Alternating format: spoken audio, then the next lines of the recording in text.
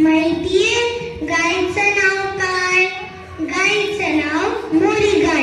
मोरी गाय प्रेमळ माय. आश्रमातील सायंकाळची वेळ होती. प्रार्थना झाली की श्याम आपल्या मित्रमैत्रिणींना गोष्ट सांगायचा. आज श्याम कोणती गोष्ट सांगणार आहे हीच चुळबुळ चालू होती. तेव्हा श्याम येतो आणि म्हणतो, अरे आज बारको आला नाहीये का? मी त्याला रागवले. तो गायला मारत होता.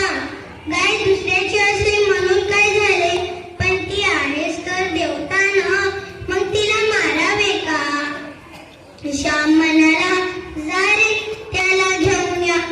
शिवा म्हणाला, तो बाहेर बसला आहे, इथे येण्यास लाजत आहे. श्याम स्वतः उठला, बारकूचा हात धरला, त्याला आपल्या मित्रमैत्रिणीसोबत बसवले. श्याम म्हणाला, बारकू, रागवलंस माझ्यावर? हे बघ, तू मला खूप आवडतोस. तू माझा मित्र आहेस आणि मी तुझ्या मोठ्या भावासारखा आहे ना. चल, मी तुला आमच्या मोरी गायची गोष्ट सांगतो. श्यामच्या घरी मोरी गाय होती. अतिशय सुंदर होती. त्याच्यासारखी गाय संपूर्ण गावात नव्हती, असे गावाचे लोक म्हणायचे. ती भरपूर दूध देत होती. श्यामची आई सकाळी उठली की गोठ्यात जायची, गायला चारा द्यायची, तिची पूजा करायची. नंतर तांदूळ धुतलेले पाणी असायचे, त्याला धुवणं म्हणतात, ते गायीला पाजत असे. ते खूप पौष्टिक असायचे. दुपारच्या जेवणाच्या आधी गायीला नैवेद्य द्यायचे. मोऱ्या गायीला श्यामची आई फार आवडत होती.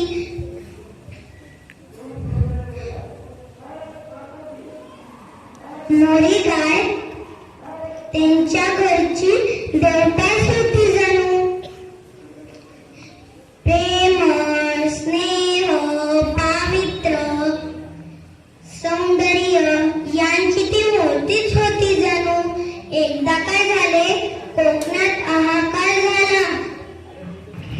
पायलाग म्हणून एक रोग आला. पायलाग म्हणजे जनावरांच्या पायात किडे होतात. त्या रोगात भरपूर प्राणी गेले. ते रोग आमच्या मोरी गायलाही झाला. मोरी गायला पुष्कळ उपचार केले, पण ती शेवटी आम्हाला सोडून गेली. जिथं आम्हाला मोरी गाय सोडून गेली तिथं श्यामची आई दररोज पूजा करायची.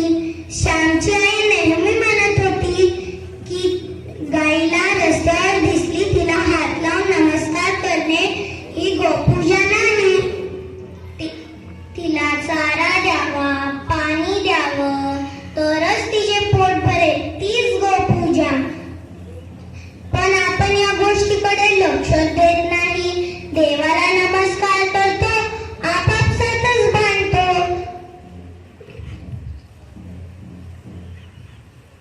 आपण दान करतो व गरिबांना उपाशी ठेवतो.